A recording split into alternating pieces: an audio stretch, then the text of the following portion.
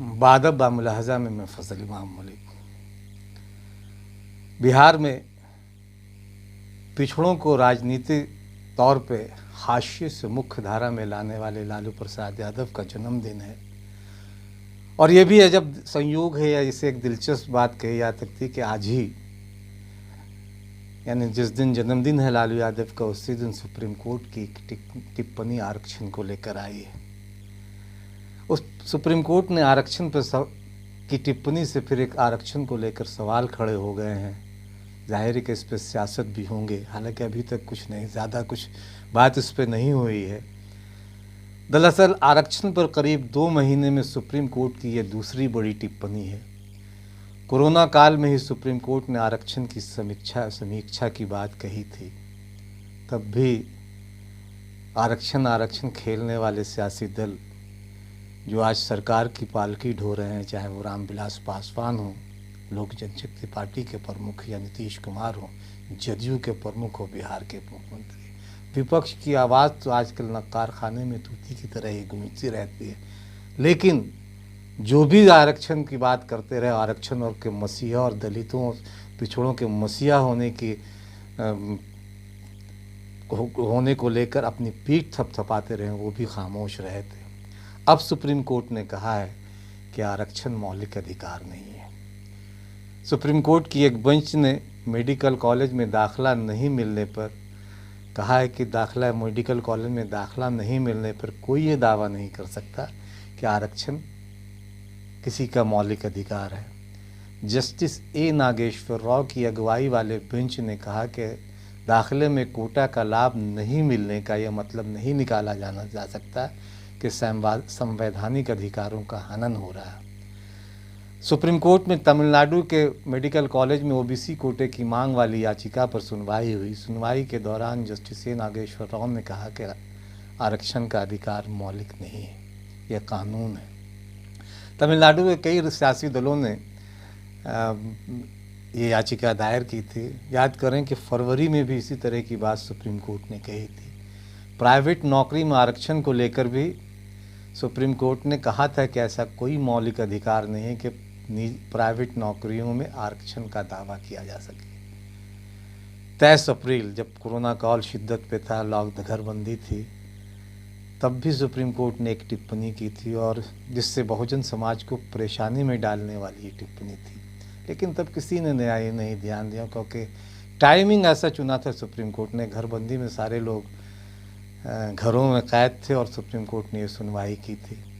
हालांकि तब सिर्फ अर्जेंट मैटर ही सुना जा रहा था, लेकिन सुप्रीम कोर्ट ने सुनवाई की। हालांकि ऐसे क्या जल्दी आन पड़ी थी कि सुप्रीम कोर्ट ने घरबंदी के बीच ही आरक्षण समीक्षा की बात कर डाली।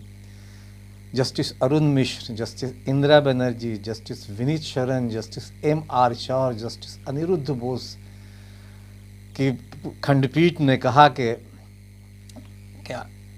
एक याचिका की सुनवाई करते हुए कहा कि आरक्षण 50% से ज़्यादा नहीं हो सकता, और अनुसूचित जाति जनजाति बहुल क्षेत्र राज्यों में स्कूलों में 100% लोग इन्हीं समुदाय के नहीं रखे जा सकते हैं। अरुण मिश्रा को याद करें हैं, सुप्रीम कोर्ट के जज हैं। वो 13 पॉइंट रोस्टर का फैसला उन्होंने किया था। SC/ST एक्ट में जो प्रावधान थे उसमें उन्होंने बदलने वाला फैसला किया था। संत रविदास मंदिर मामले के फैसलों में भी वे जुड़े रहे हैं। ये वही अरुण मिश्रा हैं जिन्होंने प्रधानमंत्री नरेंद्र मोदी के कसीदे पढ़े थे और कहा था कि वे दूरदर्शी हैं।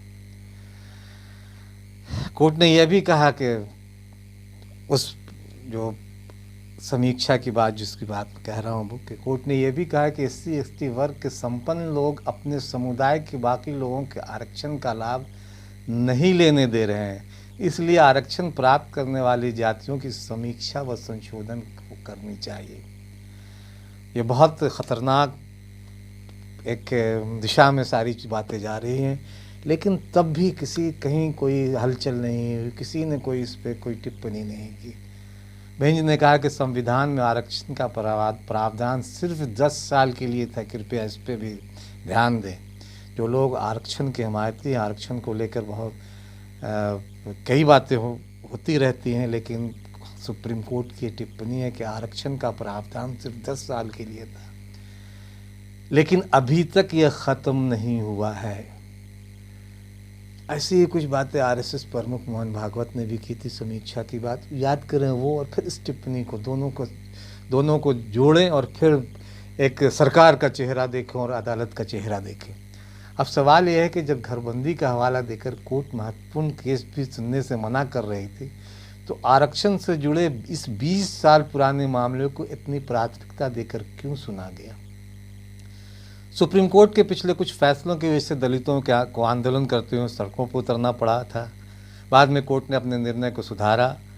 SC/ST एक्ट में संशोधन का मामला या संत रविदास मंदिर तोड़ने का मामला, दोनों बार दलितों ने आंदोलन किया और कोर्ट को निर्णय में सुधार करना पड़ा। तो ऐसे समय में जब कोई भी सड़क पर उतर कर अपनी प्रतिरोध की आवाज़ बुलंद नहीं कर सकता है, तब कोर्ट का ऐसा निर्णय अदालत की मंशा पर सवाल उठाता और सरकार की मंशा पर भी, क्योंकि इसमें किसी तुषार मेहता ने, सॉलिसिटर जनरल या किसी सरकार की तरफ से कोई वकील ने पेश होकर इसका विरोध नहीं किया।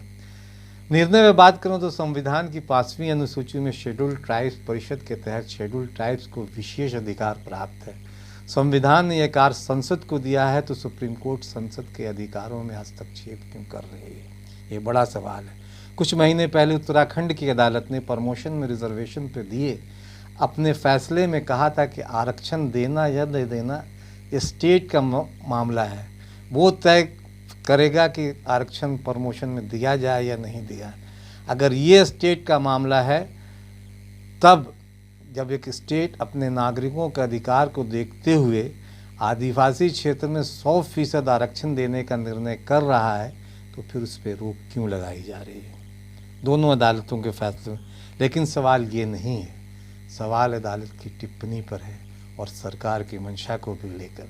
जाहिर है कि सरकार आरक्षण खत्म करने के लिए हर हथकंडा अपनाने में लगी है। CAA और NRC कानून उसी आरक्षण के प्रावधानों को ख़त्म करने का एक तरीका है, जिसके तहत वो पिछड़ों, दलितों, महादलितों के अधिकारों को, उनके वोटिंग्स राइट को, उनके आरक्षण के, उनको सब खत्म करने का एक सोची समझी रणनीति के तहत काम कर रही CAA और NRC की अदालतों ने। लेकिन अदालतों ने ये टिप्पणी ऐसे समय में की है जब लोग कोरोना की दहशत में जी रहे हैं। अदालत की टिप्पणी की टाइमिंग को लेकर सवाल उठ रहे हैं। सुप्रीम कोर्ट समीक्षा करना चाहता तो इस बात की क्यों नहीं करता कि आज़ादी के 70 सालों के बाद भी आज तक SC/ST व अन्य पिछड़ा वर्ग का कोटा स्टेट है या केंद्र कहीं भी पूरा क्यों नहीं हुआ है? इस पे बात होनी चाहिए। इस पर कभी कोर्ट ने समीक्षा के लिए टिप्पणी नहीं की। आज़ादी के इतने सालों बाद भी आज तक दलितों को संपूर्ण प्रतिनिधित्व नहीं मिला है। इसका जिम्मेदार कौन है? इसकी भी समीक्षा होनी चाहिए। अदालत को ये सोचना चाहिए। SC/ST वर्ग के लोगों को आरक्षण इसलिए भी ज़रूरी है जिससे वे सरकार के उन पदों पर स्थान प्राप्त कर पाएँ जहां से वे कल्याणकारी नीतियां दलित वर्ग के लिए बना पाएँ। क्योंकि एक दलित जिस तरह से दलित समाज का दर्द समझ सकता है, वह एक सवर्ण वर्ग का अधिकारी नहीं महसूस करता। न्यायपालिका को ही ले, यहाँ आरक्षण लागू नहीं है। सुप्रीम कोर्ट के आंकड़े बताते हैं कि कितने SC/ST पिछड़ा वर्ग के लोगों को जज बनाया गया है। जिन 70 सालों की दुहाई दी जा रही है, उन 70 सालों में सिर्फ एक दलित चीफ जस्टिस की कुर्सी पर बैठे हैं। आज भी 33 जजों के गुट में सिर्फ एक दलित जज है सुप्रीम कोर्ट में, जिसे पिछले ही साल ही सुप्रीम कोर्ट का जज बनाया गया। घरबंदी के दौरान ऐसी क्या जल्दी थी कि उड़ीसा में SC/ST के प्रमोशन के आरक्षण के मामले की न सिर्फ सुनवाई की गई बल्कि इसके खिलाफ फैसला दिया गया। तालाबंदी के समय इस तरह की टिप्पणियां अदालत की मंशा पर सवाल खड़े करती हैं। सवाल यह भी है कि आरक्षण के जुड़े फैसलों की सुनवाई OBC SC के जज क्यों नहीं करते हैं? जज है ही नहीं तो करेंगे, लेकिन करना उन्हें चाहिए। राष्ट्रीय लोक समता पार्टी वो लगातार 2-3 साल से एक अभियान भी चलाए हुई है। बिहार की पार्टी है, लेकिन दिल्ली से उन्होंने अभियान की शुरुआत की थी, हल्ला बोल दरवाज़ा खोल कोलिजियम सिस्टम के खिलाफ। और उसने एक न्यायिक आयोग बनाने की मांग की थी कि एक न्यायिक आयोग के जरिए जजों का चयन हो। जब उनका कहना है, राष्ट्रीय लोक समता पार्टी के अध्यक्ष उपेंद्र कुशवाहा, उनका कहना है कि जब एक चाय वाले का बेटा एक अखबार बेचने वाले का बेटा यहाँ का राष्ट्रपति या प्रधानमंत्री बन सकता है, तो एक पिछड़ा समाज का, इसमें सारे गरीब, चाहे वो सवर्ण का हो या दलित महादलित पिछड़ों का हो या मुसलमान हो, उन सब के गरीब लोगों को जज बनने का मौका तभी मिलेगा जब न्यायिक प्रक्रिया से, न्यायिक कोई आयोग के ज़रिए इनकी परीक्षा होगी। और उन्होंने प्रतिक्रिया भी दी आज के तुरंत। रालोसपा पहली पार्टी है, राष्ट्रीय लोक समता पार्टी, जिसने सुप्रीम कोर्ट के आज के जो टिप्पणी है उस पर अपने सवाल उठाया। रालोसपा ने कहा कि, यानी उपेंद्र कुशवाहा के ने ये ट्वीट किया कि बिना योग्यता सिद्ध किए पीढ़ियों की बपौती और राजनीतिक संरक्षण से न्याय की कुर्सी पर बैठे जज को देश की 90% शोषित, वंचित, दलित, आदिवासी व पिछड़ी आबादी को आरक्षण के खिलाफ फैसला करने का कोई हक नहीं है। सरकारी पार्टियां चुप हैं। सामाजिक न्याय की दुहाई देने वाले दल सरकार के साथ खड़े हैं। सवाल यह है कि ये कब बोलेंगे। अक्सर जब सारा शहर सो रहा होता है तो चोर लुटेरों की नींद नहीं आती, और वो लोगों के खून पसीने की कमाई को कैसे लूटा जाए इसको लेकर सब सोचते रहते हैं, सभाएं करते हैं, बातचीत करते हैं। सरकार कुछ इसी तरह का काम कर रही है। जब सारे लोग घरों में बंद हैं तब इस तरह के फैसले आ रहे हैं। पूरा देश घरबंदी में है, सो रहा है अपने अपने घरों में, और इस देश की एक बहुसंख्यक आबादी को लेकर इस तरह की टिप्पणियां हो रही हैं, इस तरह की बातें की जा रही हैं।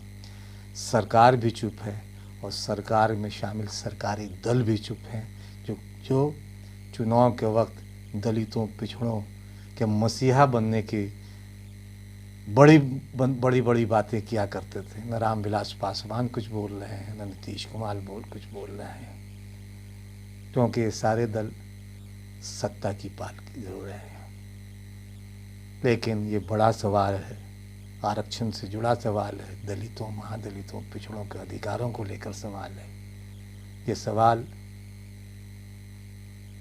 की गूंज दूर तक और देर तक सुनाई दे, इसके लिए ज़रूरी है कि इस पे बहस हो। अगर आपको ये बातें ठीक लगी हों तो इसे लाइक, शेयर और सब्सक्राइब ज़रूर करें।